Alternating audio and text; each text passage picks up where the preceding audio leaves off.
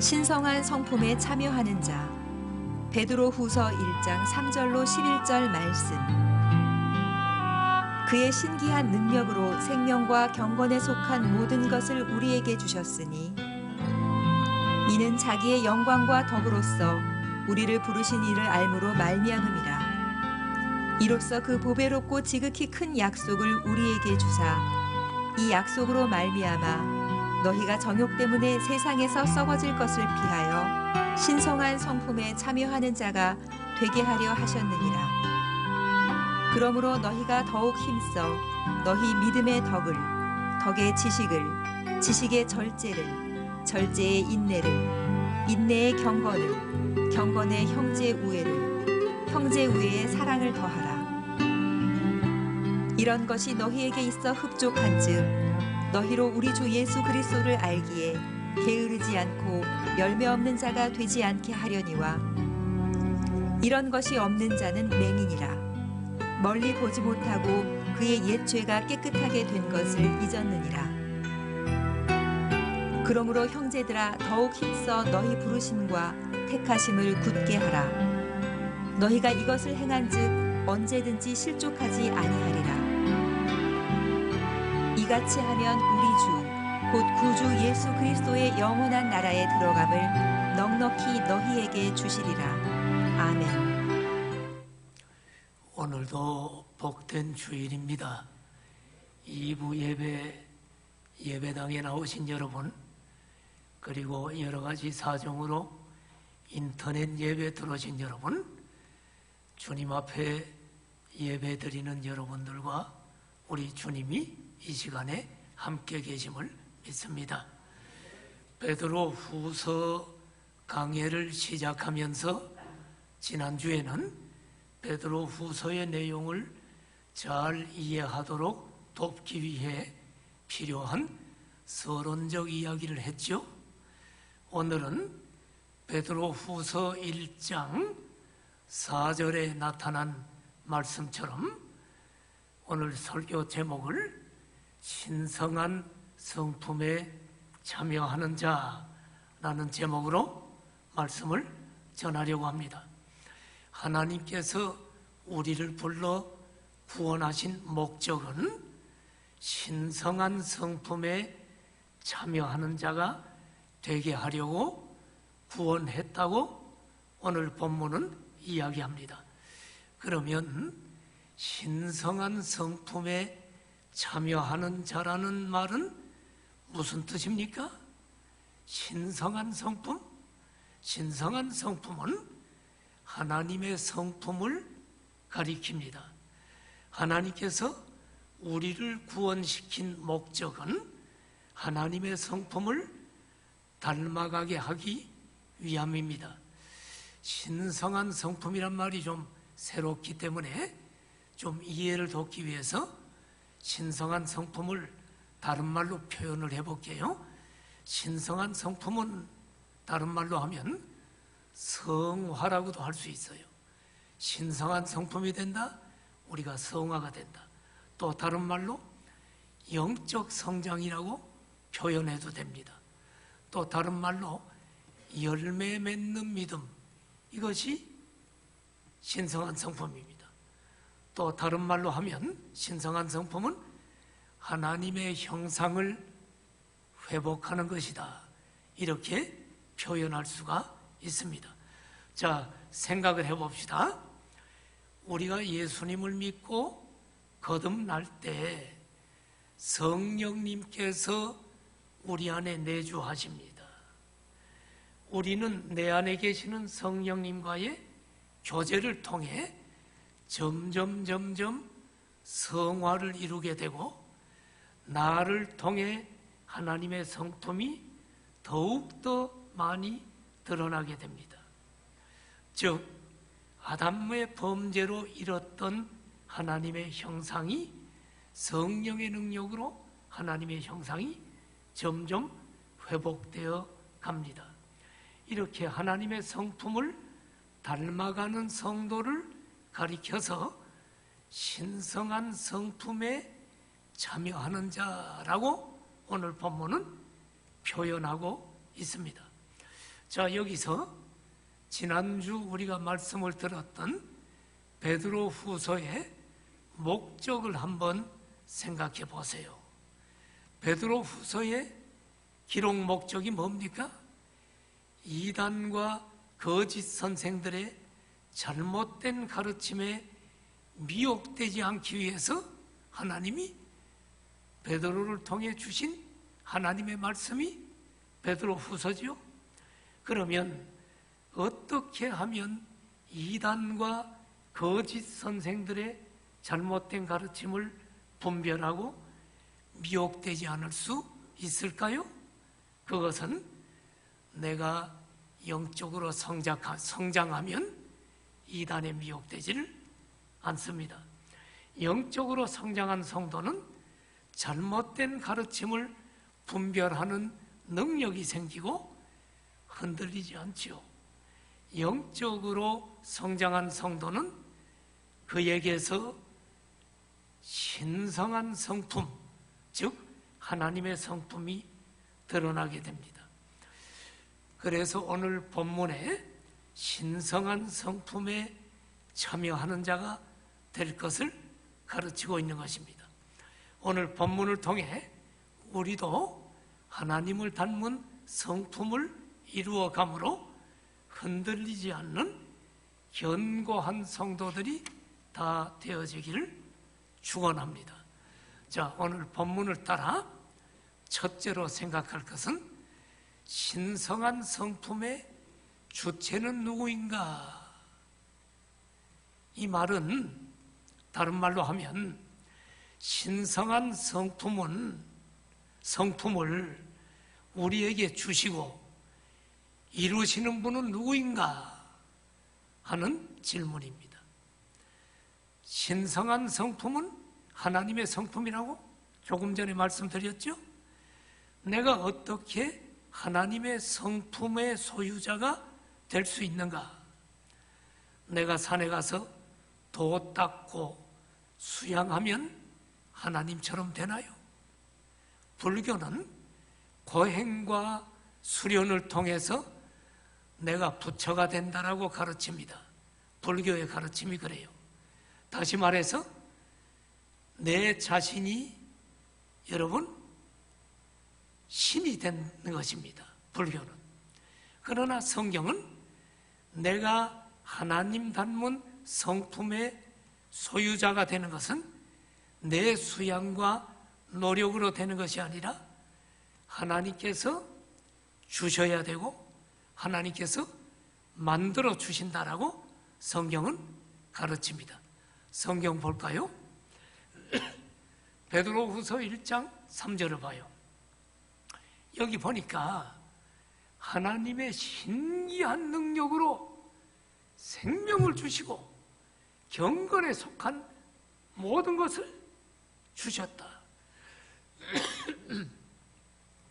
신기한 능력이란 말은 마술사가 마술 부리는 희한한 능력을 가리키는 게 아니고 여기 신기한 능력은 전능하신 하나님의 능력이란 말입니다. 전능하신 하나님의 능력으로 우리에게 생명 주셨어. 영생 주셨어. 그리고 경건에 속한 모든 것을 아낌없이 주셨다라고 이야기합니다. 자, 하나씩 살펴봐요. 먼저 우리에게 하나님이 생명을 주셨대. 하나님의 능력으로. 이 말은 육체적인 생명을 주셨다라는 말도 되지만 그 말보다는 영생을 주셨다는 말입니다. 육체적인 생명은 불신자도 다 줬잖아요. 그러니까 여기 우리 믿는 사람에게 하나님이 주신 것은 영생을 선물로 주셨다는 거예요. 구원을 선물로 주셨다는 말입니다. 죄로 인해 죽었던 영혼을 다시 살리는 일은 하나님만이 하실 수 있는 일입니다. 하나님의 능력으로 구원을 주시고 영생을 주셨다는 거예요. 우리가 에베소서 말씀을 많이 들었죠? 에베소서 2장을 보면 그런 말이 나오잖아요. 너희가 그 은혜를 인하여 믿음으로 말미암아 구원을 얻었나니 이것이 너희에게서 난 것이 아니고 하나님의 선물이다. 자, 여러분, 구원, 믿음은 내게서 난 게 아니요 도 닦아서 내가 딴 게 아니라 하나님이 주신 선물이다. 지금 이 말씀이 본문입니다. 하나님의 신기한 능력으로 생명을 주셨대. 그리고 생명만 주신 것이 아니라 구원받은 성도에게 경건에 속한 모든 것을 아낌없이 주셨대. 경건에 속한 모든 것. 경건은 뭡니까? 하나님과 교제하고 하나님을 섬기는 것을 가리킵니다. 하나님을 섬긴다는 것은 다시 말해 예배 드리는 것을 가리킵니다. 그러므로 예배는 아무나 드리는 것이 아니죠. 여러분, 영생을 얻은 자에게 가장 먼저 나타나는 특징이, 현상이 뭐냐? 하나님께 예배 드리고 싶어 하는 거요. 영생을 얻은 자는 그 얻었다는 증거가 예배를 드리는 자가 되었다는 것입니다. 아무나 예배를 못 드립니다. 여러분, 지금 코로나가 있는데 어떻게 예배 드려? 여러분이 예배당에 나와 예배 드리고 또 인터넷으로 예배 드리는 여러분, 이게 지금 아무나 드릴 수 있는 일인 줄 압니까? 여러분, 짐승은 하나님께 예배 드릴 수가 없어요. 여러분들이 예배 드리는 것은 기적이고 대단한 일입니다. 왜 이렇게 됐나요? 하나님께서 여러분에게 생명을 주시고 경건에 속한, 다시 말하면 예배 드리고 하나님과 교제하고 섬기는 것, 이런 것에 대한 모든 것을 하나님이 주셨기 때문에 이 자리에 있는 줄로 믿습니다. 죄인인 우리 인간에게 영생을 선물로 주시고 하나님과 교제하고 예배 드릴 수 있는 특권을 주신 것은 아무리 생각해도 하나님의 놀라운 신기한 능력으로 우리에게 주신 선물입니다. 그렇다면 여러분, 이 놀라운 특권과 복을 모든 인간이 다 받아 누립니까? 아닙니다. 자, 성경 보세요. 베드로후서 1장 3절 다음 절을 다음에 보시면, 신기한 능력으로 생명과 경건에 속한 모든 것을 주셨는데 이게 어떻게 우리에게 이런 게 온 줄 압니까? 이는 하나님의 영광과 덕으로서 우리를 부르신 이를 알므로 말미암아 우리에게 생명이 주어졌고 예배를 드릴 수 있는 경건이 주어졌다는 거야. 아무나 이게 주어지는 게 아니에요. 여러분, 여기 보면 우리를 부르신 이를 알므로, 우리를 부르신 분이 누구요? 하나님이죠. 성령님이죠. 이 하나님을 아는 자에게 생명이 주어진다는 거야. 그런데 여기 알미라는 단어를 크게 써놨죠? 왜 크게 써놨을까? 자, 잘 들으세요. 지난주에 말씀을 드렸지만 알미라는 단어가 헬라어의 에피그노시스라고 하는 단어입니다. 여러분, 베드로후서에 안다, 지식, 이런 단어가 많이 나온다고 제가 지난주 서론을 얘기할 때 분명히 말씀드렸어. 왜 많이 나올까? 베드로후서를 쓸 당시에 영지주의라고 하는 이단들이 막 싹트고 있었어. 영지주의는 뭘까? 너희들 예수 믿음으로 구원받아? 아니야. 영적인 지식을 알아야 구원받는 거야. 그런데 영지주의는 영적인 지식, 자기들은 영적인 지식을 가지고 있으니까 우리에게 와야 영적인 지식을 알고 구원받는다. 이 이단들이 나타났어. 그래서 베드로후서는 이 거짓 선생들의 잘못된 가르침을 경고하면서 그런 지식이 아니야. 누구를 알아야 돼? 너희들이 말하는 지식, 이것은 그노시스입니다.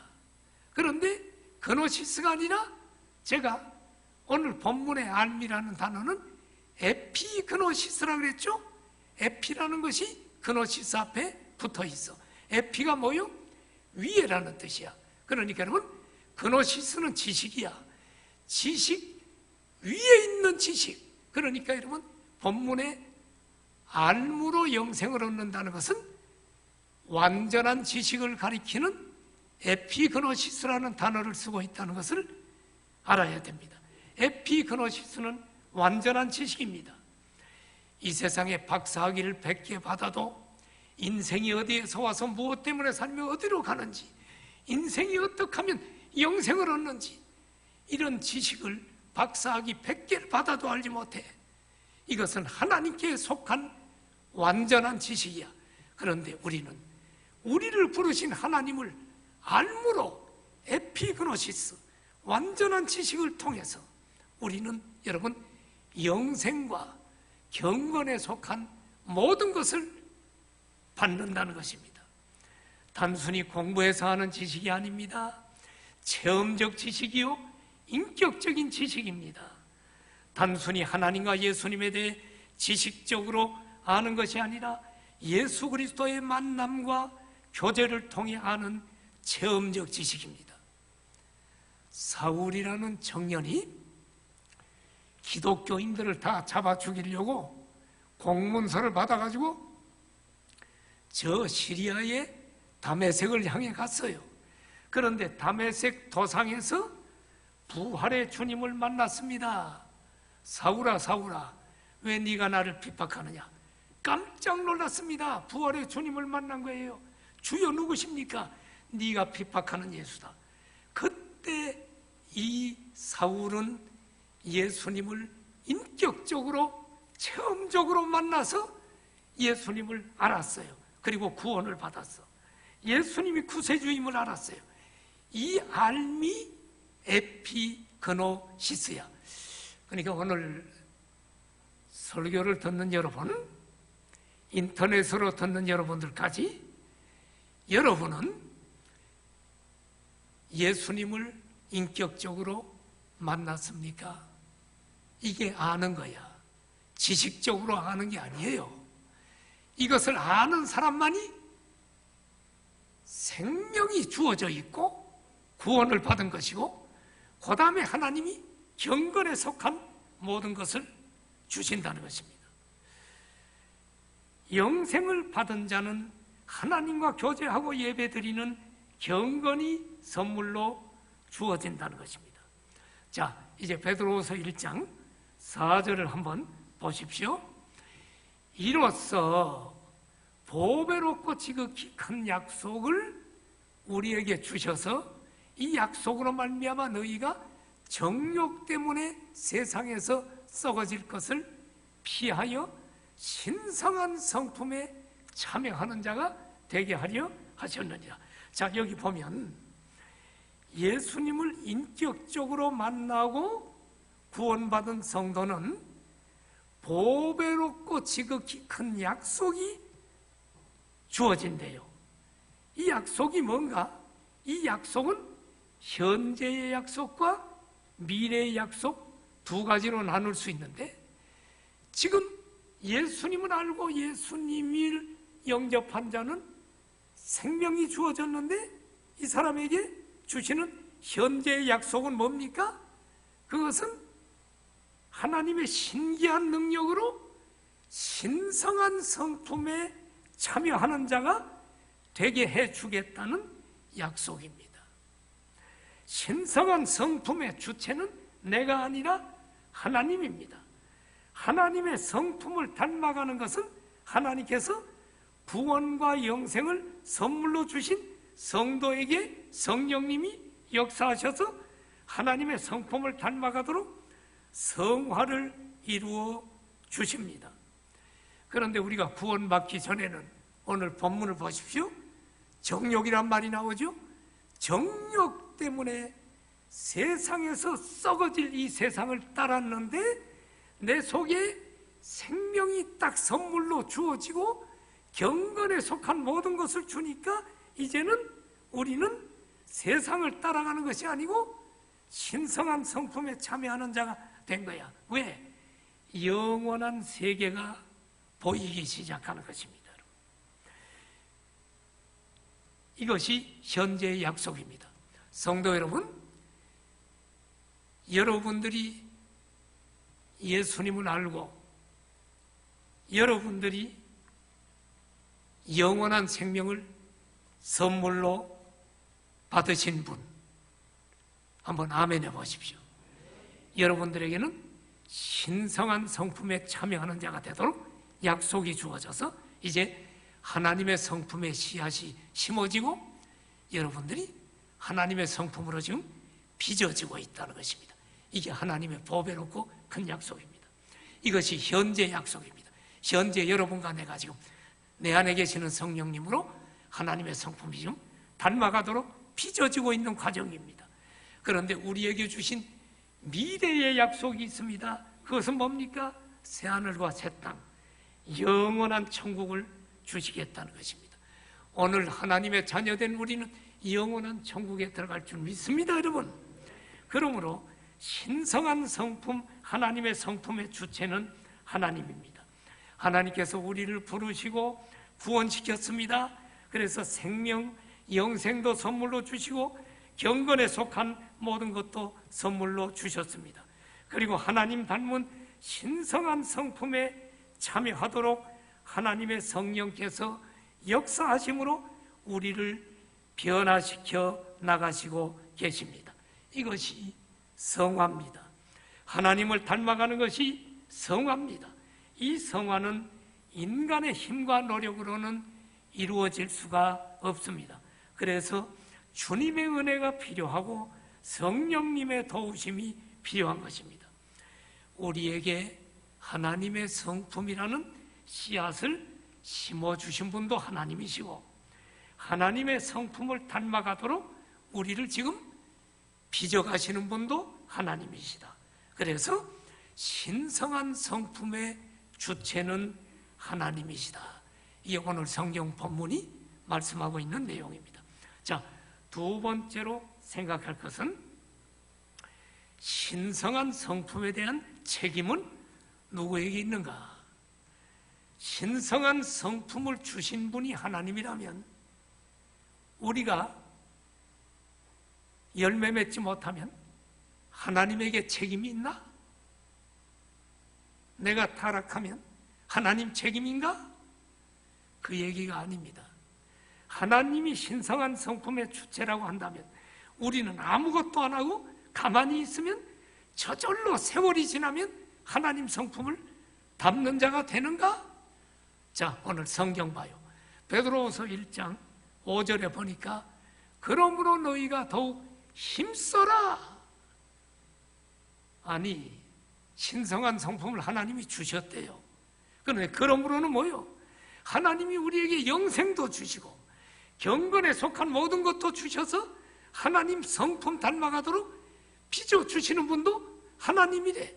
그런데 우리는 가만히 있으면 되는 게 아니라 그 주셨으므로 우리가 할 일은 뭐냐? 너희는 더욱 힘써서 하나님의 성품을 닮아가도록 노력을 하라는 거예요. 우리가 하나님 성품을 닮아가도록 노력하라는 말, 그런데 오해하면 안 돼요.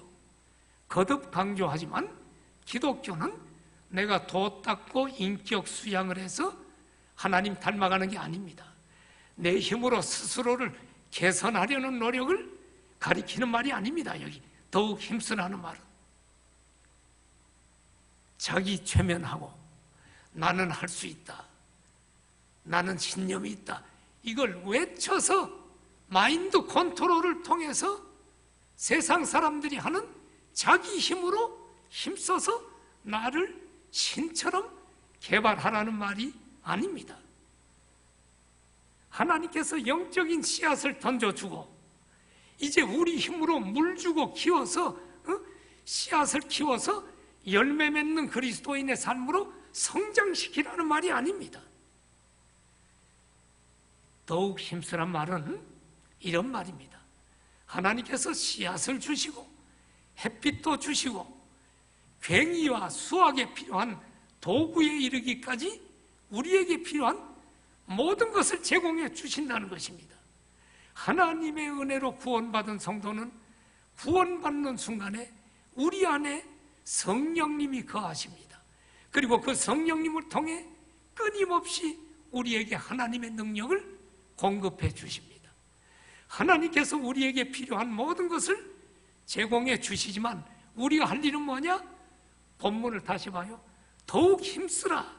이 말은 하나님의 성품을 닮아가도록 성화를 이루도록 내 안에 계시는 성령님 의지하고 성령님 도움 바라면서 기도에 힘쓰면서 성령님의 인도를 따라 살아갈 때 그게 더욱 힘쓰란 말이야. 그렇게 할 때 하나님께서 어느 날 우리를 하나님 닮은 자로 변화시킨다는 것입니다. 궁극적으로는 하나님이 하신다는 것입니다. 바울의 이야기를 들어보십시오. 고린도전서 3장 6절 7절에 보면 바울이 고린도 교인들에게 이렇게 말합니다.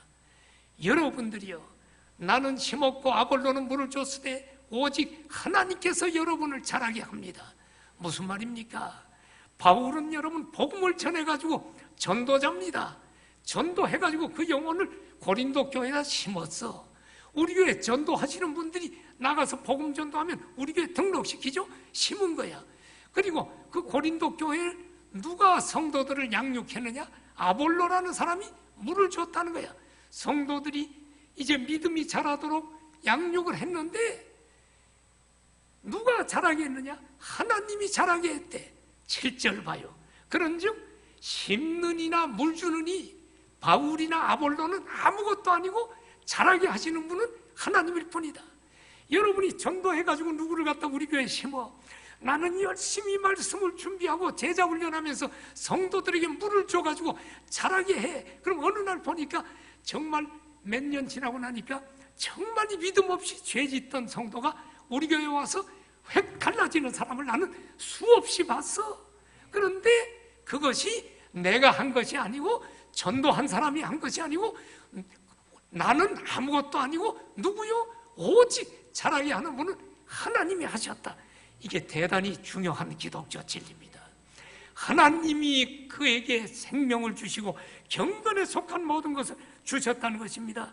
그러므로 여러분, 구원받은 하나님의 자녀는 우리 안에 하나님의 성품이 심어졌음을 알고 하나님의 성품이 열매 맺도록 성령님을 의지하고 성령을 따라 살아가야 할 줄로 믿습니다.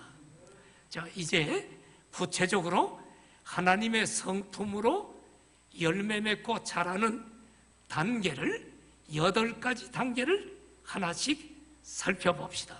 자, 이제 베드로후서 1장 5절에 보니까 믿음의 덕을, 자, 여러분, 제일 밑에 기초가 뭐요? 믿음입니다. 자라기 전에 믿음이 기초가 돼야 돼. 믿음이 없으면 안 자라게 돼 있어요.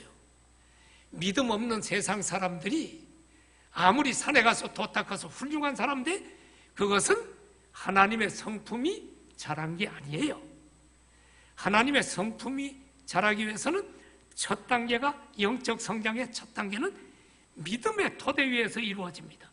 믿음은 신앙생활의 첫 관문입니다. 믿음으로 우리는 구원받는 것입니다. 이 믿음은 하나님의 선물입니다.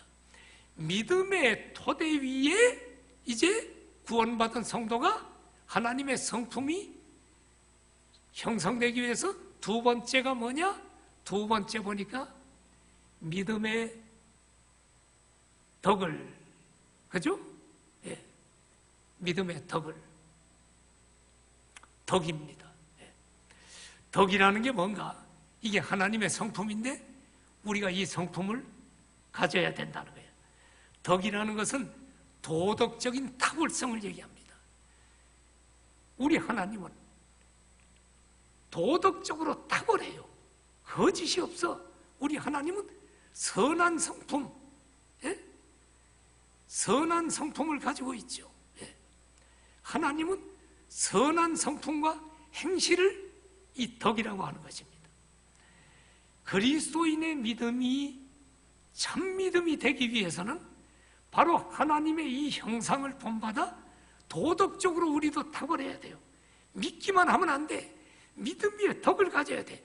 예수 믿는 사람이 왜 저래 손가락질 받으면 안 돼. 우리는 덕을 쌓아서 하나님의 선한 성품과 행실이 우리에게 나타나야 된다. 그리고 이 덕뿐만 아니라 덕의 지식을 세 번째입니다. 덕의 지식입니다. 이 지식은 왜 덕의 지식일까요? 믿음이 있고 인격적인 덕을 쌓았는데 하나님 말씀에 대한 올바른 지식이 없으면 이 사람은 하나님의 뜻을 알지 못해서 사탄이나 이단의 미혹에 빠질 수가 있어요. 그러므로 진리의 말씀인 성경을 늘 읽고 듣고 배우고 묵상하고 연구하고 암송하기를 힘써야 됩니다. 그 다음에 여러분, 지식 다음에는 뭘까요? 지식의 절제를, 절제. 이제 이 절제가 있어야 합니다. 절제는 뭡니까? 절제는 자기 통제력입니다. 자기 통제력. 지식의 절제가 따라와야 돼. 진리를 깨닫는 것은 좋은 일이지만 절제하지 못하는 사람 보면 진리를 배우려고 애를 쓰는 거 봐. 성경 공부 막 열심히 해. 그래서 성경 공부를 무절제하게 배우기 때문에 막 여기저기 가서 성경 공부하고 유튜브 보면서 온갖 성경 공부를 하는데 그거 잘못하다가 영적으로 혼란에 빠지는 사람을 봐. 너무너무 지식을 갖다가 추구하다 보니까 심지어는 성경을 더 깊이 안다고 신천지에 가서 이상한 거 배워가지고 영혼이 파괴되는 사람을 봅니다. 항상 성경 공부는 자기 담임 목사님의 허락 속에서 이루어지는 것이 안전하고 복된 줄로 믿으시기를 축원합니다. 또 여러분, 지식적으로 성경을 많이 알면 교만한 사람들이 나타나. 이게 절제가 없는 거죠. 절제해야 돼. 또 절제는 육신의 쾌락을 즐기는 것도 절제해야 됩니다. 그래서 지식의 절제를. 그 다음에 여러분, 절제 다음엔 뭘까요? 인내입니다. 인내. 인내는 뭐요? 고난과 어려움에 직면해서 그것을 견디어내고 끝내는 승리를 쟁취하는 것을 인내라고 합니다. 어떤 사람은 절제하고 또 절제하다가 한순간에 모든 것을 포기하고 과거로 돌아가는 사람이 있어. 예를 들어볼까요? 다이어트 해야겠다고 음식을 절제하고 막 운동합니다. 그런데 어느 날 보니까 한순간에 에라 모르겠다고 막 먹어가지고 다시 이렇게 되는 사람이 있죠.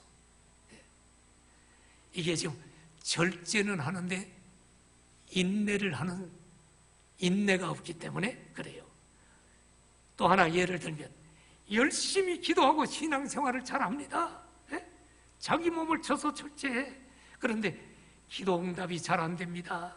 세월이 지나도 고난이 겹칩니다.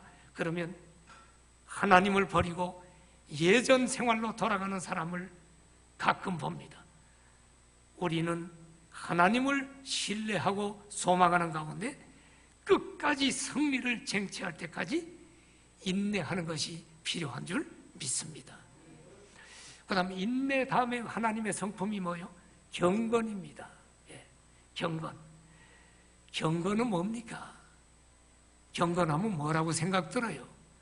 성경 옆에 끼고 천천히 걷고 말할 때도 할렐루야, 여러분 이렇게 천천히 말하고, 이게 경건입니까? 경건이라는 헬라어의 원뜻은 뭐냐? 경건이라는 뜻은 항상 하나님을 경외하고 순종하여 잘 예배드리는 태도를 경건이라고 그래요. 여러분, 예배를 잘 드리는 것이 아니면 경건이 아니야. 경건한 자는 항상 하나님과 교제하고 동행하기를 원하는 자입니다. 그러므로 여러분, 인내의 경건을, 이 말은 단순히 참고 살아가는 자가 아니라 살아가는 동안 하나님과 교제하며 하나님께 예배를 잘 드리는 삶을 사는 자가 경건한 사람입니다. 이 예배를 드리는 사람이 하나님의 성품을 닮아가는 자입니다.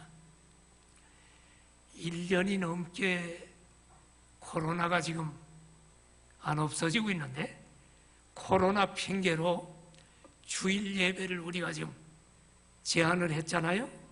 그런데 코로나 핑계로 주일 예배당이 안 나오다 보니까 지금 신앙이 완전히 꺼진 사람들이 있어요. 예배를 안 드리는 사람이 있어요. 예? 인터넷으로 지금 예배 드리는 사람은 이 귀한 거예요, 지금. 근데 인터넷도 예배를 열지 않고 안 드리는 사람들이 지금 있는 걸 발견을 했어요. 예? 예배 드리는 일을 등한시해 예배 드리기 싫어하는 사람은 경건이 아닙니다. 하나님의 성품을 이루어갈 수가 없습니다. 우리가 지지난주에 질병관리청에서 발표한 거 우리 교인들에게 다 동영상 보냈습니다. 질병관리청에서 교회에 예배를 드리다가 코로나 발생된 것은 아주 적다 하는 보고를 했어요. 일부 교회가 마스크 벗고 밥 먹고 이러다가 발생됐지, 예배 드리다가 코로나 발생된 것은 지금 거의 없어요. 그게 이제 발표가 돼서 우리 교인들에게 이야기를 하고 예배를 참여하라고 했습니다. 그런데 예배 참여를 영 안 해요. 그런데 보면 그 성도가 코로나가 무서워서 예배 참여 안 한다고 그래요. 전화 신방하면. 그런데 그 성도를 어디서 만나는 줄 압니까? 바깥에 사람들 북적북적한 데서 1년 만에 만나는 거야. 목사님 안녕하세요. 그래서 오래간만이네. 왜 이렇게 예배에서 못 만나고 여기서 만납니까? 거기서는 또 마스크 벗고 밥 먹고 있더만. 아니, 거기는 코로나가 안전하고 여기는 여러분 코로나가 위험하단 말입니까? 자, 사랑하신 여러분, 하나님의 음성을 잘 들으십시오. 지금 오늘 본문은 여러분 우리가 잘 들어야 됩니다. 예배가 그런 것에 가는 것보다 예배 드리는 것이 더 가치가 없습니까? 당신에게? 오늘 내가 구원받은 성도라면 영적 성장을 이루려고 하고 있는가? 내게 지금 경건, 잘 예배 드리는 하나님과의 교제가 이루어지고 있는가? 자신을 깊이 생각해 보아야만 합니다. 자, 이제 베드로후서 1장 7절을 보니까 여러분, 경건의 형제우애가 나와. 자, 형제우애입니다. 경건의 형제우애. 왜 형제우애가 지금 경건우애에 올라갈까? 형제를 사랑하라는 것은 우리 가족들 형제도 있지만 여기 형제는 교회 믿음의 형제들을 사랑하라는 이야기입니다. 여러분, 형제우애가 왜 하나님의 성품일까요? 형제를 미워하는 자는 교회 공동체를 파괴하게 되지만 형제를 사랑하는 자는 교회 공동체를 세우는 자이기 때문에 중요합니다. 하나님을 향해서는 예배도 잘 드리고 경건한데 교회에서는 성도들 간에 미워하고 늘 다투는 사람이 있어요. 형제를 사랑하지 않는 경건은 외식입니다. 형제 우애를 통해 교회 공동체를 세우는 자는 하나님의 성품을 닮은 자입니다. 형제를 사랑해서 교회 공동체를 세우는 사람들이 구체적으로 교회 누굽니까? 전도자들. 전도하는 사람은 영혼들을 사랑해서 교회를 세우려고 전도하는 사람들이죠. 또 교회 교사들, 어린 영혼들뿐 아니라 우리 주일학교 아이들, 그들을 사랑해서 자기 돈을 쓰면서 신방하고 그들을 세우려고 그들에게 전화하고 맛있는 걸 사주면서 그들이 교회에 든든히 세워져서 교회 공동체를 세우려고 그들을 사랑하는 교사들, 그 사람들이 지금 형제 우애를 하는 사람이죠. 또 목자들 보면 여러분 온갖 목원들, 믿음 연약한 목원들, 정말 그들 일일이 보살피면서 사랑으로 돌보고 힘든데도 불구하고 헌신하는 이유가 뭡니까? 형제 우애, 그들을 사랑해서 교회를 세우는 거예요. 목자님 장례식이 났습니다. 아이, 나도 바빠 죽겠는데 또 장례식에 가야 돼. 그를 위로해 줘야 돼. 그리고 다 목원들에게 연락해서 우리 그를 갖다가 위로해 주자고 해. 시간 뺏겨, 돈 뺏겨, 물질 뺏겨. 목자를 되기 위해서는 제자 훈련해야 되는 힘든 게 있어. 또 수요일마다 목자 모임 나와야 돼. 사랑하신 여러분, 목자는 형제 우애, 교회를 사랑하는 형제들을 사랑해서 교회를 세우는 것입니다. 그런데 어떤 사람들 보면 목자를 죽어도 안 할래 아주 결심하는 사람이 있어요. 그런 바보 같은 결심하지 마십시오. 마지막 날 하나님 앞에 서보세요. 네, 마지막 날 이제 결론 얘기할 겁니다. 오늘 본문에 다 나오는 얘기야.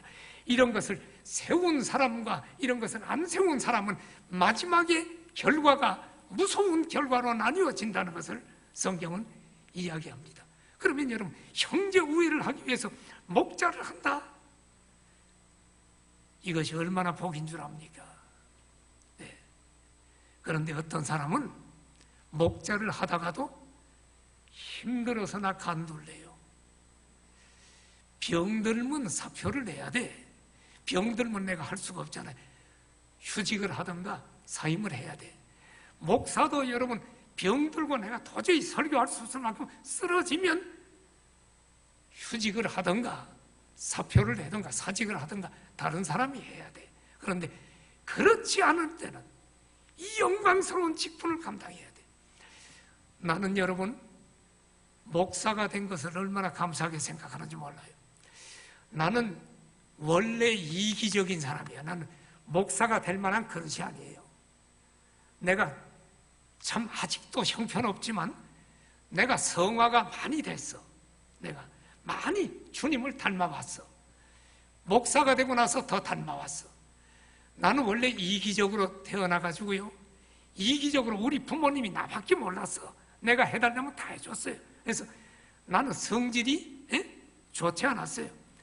우리 어머니가요, 나 데리고 어디 이렇게 가죠? 길거리에서 보다가 뭐 자동차 같은 거 하나 있어요. 그 당시에 굉장히 비싼 거야. 부자 아니면 못 사. 저거 사달라고 그래서 안 사줘요? 그럼 어떤 줄 압니까? 내가 지금도 기억이 나. 우리 어머니가 안 사주면 사달라고 땡깡 놓아 거기 주저앉아. 그러면 어머니가 창피해가지고 야 일어나라. 이 거리에서 이러면 어때? 내가 명동 살았잖아요. 명동 갑부 아닙니까? 그러니까 거기 미도파 지금 롯데호텔, 롯데백화점 그 어릴 때 다 거의 내가 뛰어다니던 놀던 그라운드란 말이에요, 여러분. 한국은행 다 이런 데가 여러분 다 그래 국립극장 다 명동에. 자, 그런 명동에 사는 우리 어머니가 나를 데리고 백화점 앞을 지나가는 거야. 미도파 신세계 가는데 보니까 바깥에 좋은 게 있네. 자동차 막 부릉부릉 애들. 저거 사달라니까 안 사줘. 뭐 얼마나 못된 줄 압니까? 우리 엄마 망신시키면 사줄 줄 알고 딱 보다가 흙탕물이 어디 있느냐 그리 가서 딱 이래요. 그러면 이리 와 안 사줘요? 그럼 거기 주저앉아가지고 이 짓거리를 했던 사람이 얼마나 이기적입니까? 해달라는 대로 다 해주는 이런 이기적으로 자라난 내가 목사가 되고 나니 나밖에 모르는 사람이 목사가 될 수 있어요? 그런데 내가 변하더라고. 목사가 되니까 또 책임이 느껴져. 우리 성도가 아프다, 성도가 지금 고통당한다 이러면 내가 목사인데 위에서 기도해야지. 내가 성도를 사랑하지 않으면 가짜 목사지 해서 이것을 수십 년간 억지로라도 목사가 하나님이 나를 지켜서 나를 갖다가 해서 이기적인 것이 많이 사라졌구나. 지금도 온전치 않지만 내가 나 자신을 보는 거예요. 여러분, 그래서 나는 오늘 본문이 이해가 돼. 하나님이 내게 생명을 주셨을 뿐만 아니라 경건에 속한 모든 걸 줘서 하나님이 주체가 돼서 빚어나가셨구나. 내가 한 것이 아니구나. 목자, 작은 목사입니다. 영광스러운 이 직분이 힘들어서 이기적으로 때려칠 일입니까? 결국 목자를 하면 내가 성화가 이루어지는 이 복을 받아 누리는 줄 믿습니다, 여러분. 그러므로 여러분, 우리는 이것이 얼마나 중요한지를 알아야 돼요. 형제 우애. 그런데 형제 우애라는 이 말이 헬라어 원어에 필라델피아라고 하는 단어입니다. 많이 들어봤죠? 필라델피아. 예? 필라델피아가 헬라어야.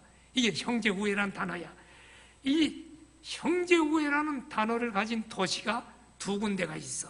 어딥니까?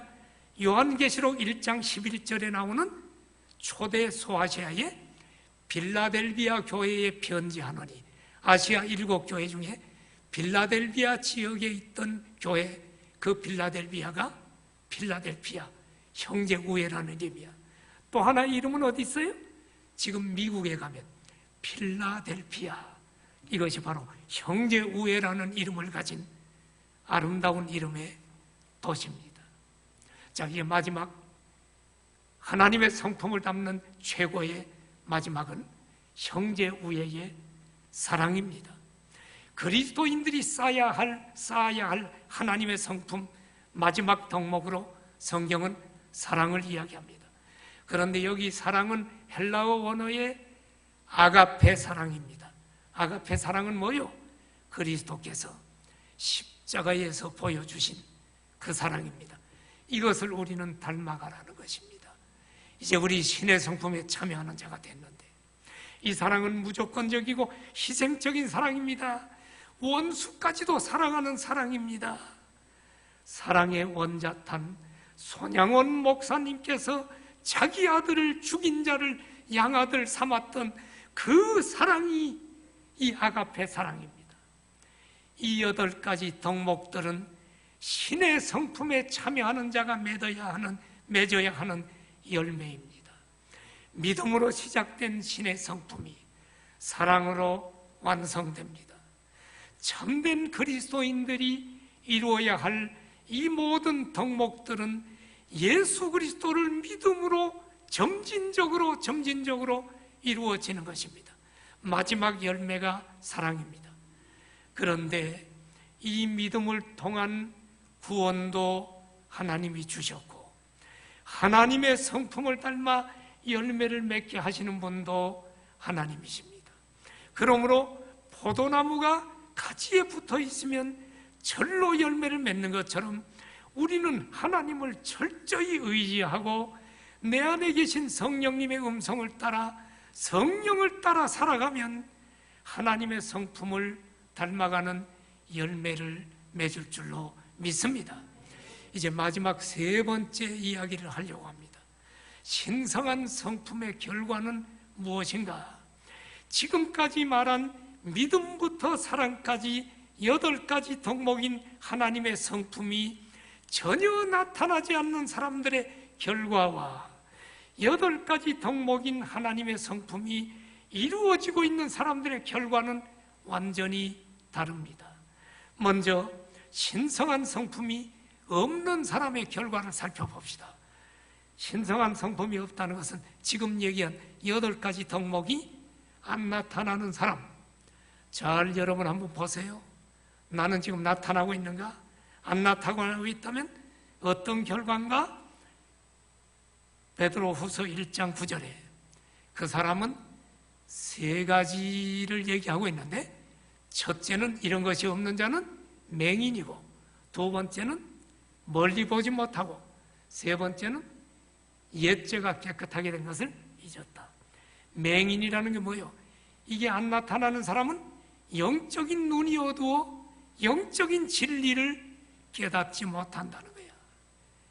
오늘 이 설교만 깨달아도 지금 변화가 될 텐데, 똑같은 설교를 여러분 한 자리에서 똑같은 사람이 들었는데 어떤 사람은 휙 변화가 되고 어떤 사람은 5년, 10년이 돼도 그 모양 그 꼴이고, 영적인 눈이 어두워서 영적인 진리를 깨닫지 못해. 그리고 두 번째, 멀리 보지 못해. 영적인 눈이 어두우니까 멀리 봅니까?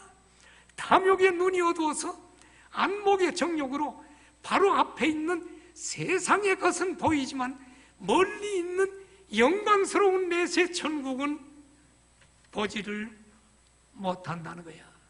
자, 여러분은 영의 눈을 열어 영원한 천국이 있음을 보입니까? 아멘입니다. 믿음은 보지 못하는 것들의 증거다. 우리는 천국이 있음을 영적인 눈으로 지금 바라볼 수 있어야 돼. 영의 눈이 어두운 사람은 보지 못해. 그리고 세 번째로, 이 사람은, 이렇게 열매 맺지 못하는 사람은 옛 죄가 깨끗이 된 것을 잊어버리는 거예요. 예수님께서 우리 죄를 구속하신 사랑을 잊고 불경건과 부도덕한 생활을 계속합니다. 그런데 여러분 잘 들으십시오. 신앙생활을 오래 하면서 전혀 열매가 없고 신성한 성품이 나타나지 않는 사람은 두 부류 중에 하나입니다. 무서운 얘기입니다. 잘 들어요? 두 부류 중에 하나. 첫 번째는 어떤 부류일까? 그 사람은 믿음의 토대가 없는, 구원받지 못한 사람이기 때문에 그 위에 신성한 성품이 안 쌓일 수가 있어. 아예 지금 믿지 않는 사람이기 때문에, 알곡이 아니고 쭉정이 교인이기 때문에. 나는 우리 성도들은 한 사람도 그런 사람이 없길 바랍니다.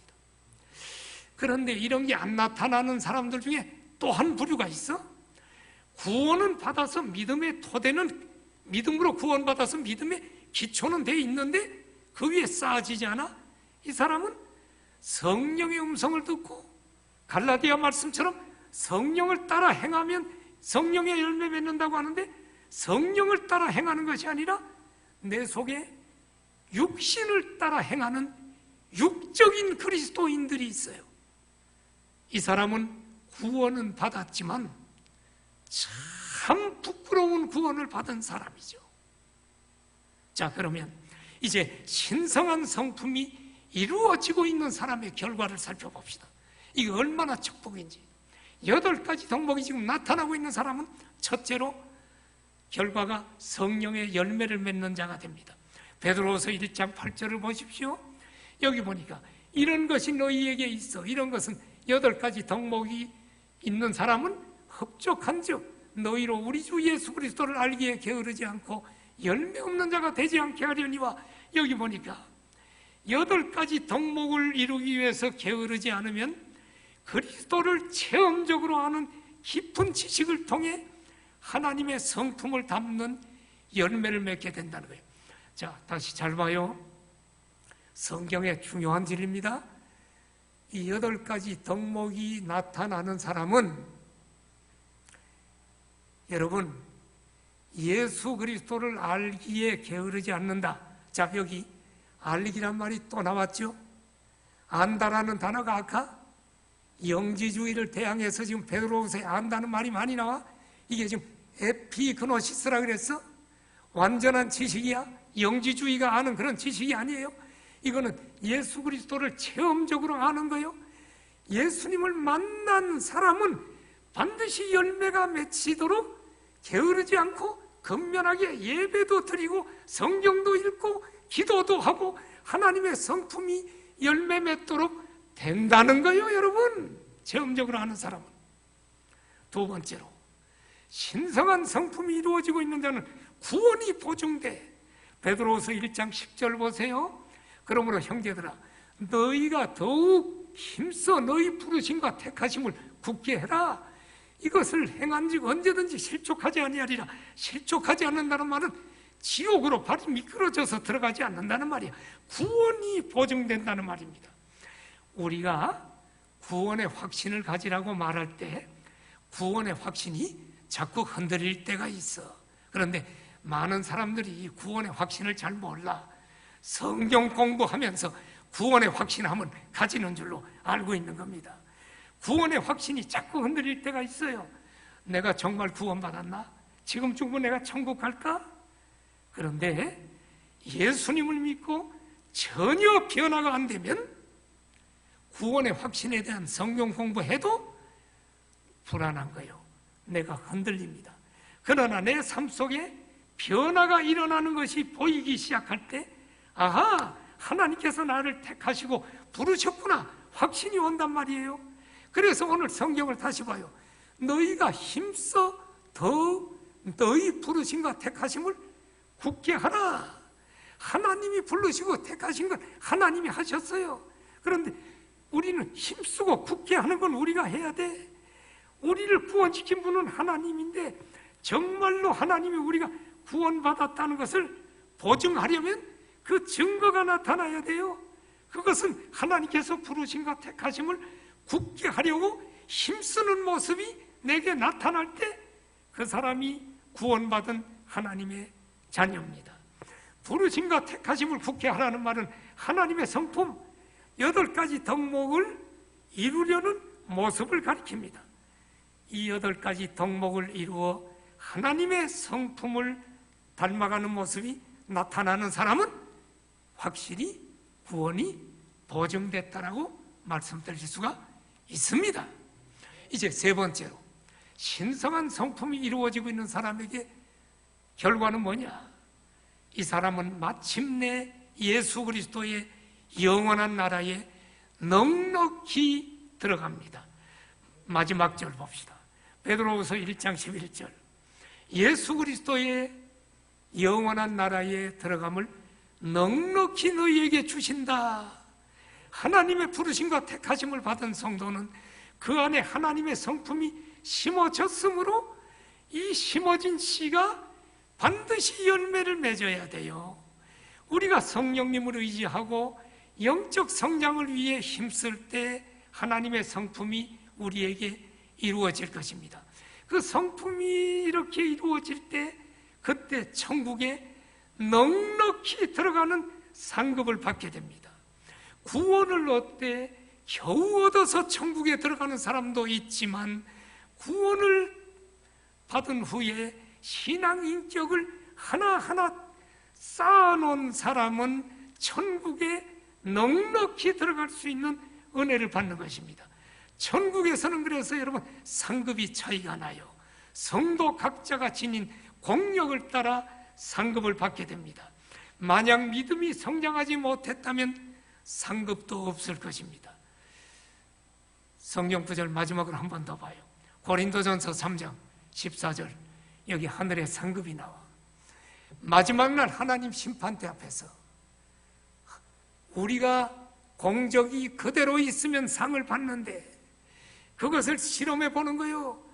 불타면 해를 받되 그 사람은 구원을 받되 불 가운데서 구원받은 것과 같다. 이 말씀대로 큰 상급을 받는 성도가 있고 구원을 받되 불 가운데서 받는 것 같이 겨우 구원받는 사람도 있다. 말씀을 맺겠습니다. 성도 여러분, 우리가 하나님의 은혜로 믿음을 통한 영원한 생명을 선물로 받았다면 그 믿음의 토대 위에 신성한 하나님의 성품을 이루어 나가도록 힘써 노력하십시오. 우리에게 영원한 생명을 주신 하나님께서 또한 경건에 속한 모든 것을 주셔서 우리가 마침내 하나님의 신성한 성품을 이루어 나가도록 세워주실 줄로 믿습니다. 그리고 그때 우리는 하나님 나라의 천국에 넉넉히 들어가는 상급이 주어질 줄로 믿습니다. 성산의 가족 모두 날마다 하나님의 성품을 닮아가는 영적 성장이 이루어지기를 축원합니다. 우리 함께 기도해요. 성도 여러분, 오늘 말씀을 듣고 성령의 음성을 들은 여러분, 나의 지금 영적인 상태는 어떤 상태입니까? 믿음의 토대는 놓여졌는데 그 위에 하나도 신의 성품에 참여하지 못하고 있나요? 그렇다면 자신을 돌아보십시오. 영의 눈을 떠야 됩니다. 하나님, 내가 하나님의 성품을 점점 닮아가 하나님 앞에 서는 날 넉넉히 천국에 들어가는 이 놀라운 상급을 받아 누리게 하여 주시옵소서. 함께 기도합시다. 할렐루야. 하나님 아버지, 오늘도 사랑하는 성도들 2부 예배로 불러주시고 또 인터넷으로 예배드리게 하심을 감사합니다. 아무나 예배드리지 못하는데 하나님이 우리에게 생명을 주시고 경건에 속한 모든 것 예배를 드릴 수 있는 이 경건을 주셔서 우리가 예배 드리는 줄 믿습니다. 우리가 하나님의 성품을 하나하나 닮아 마지막 최고의 그 아가페의 사랑까지 주님을 닮게 하여 주시옵소서. 예수님 이름으로 기도드립니다. 아멘.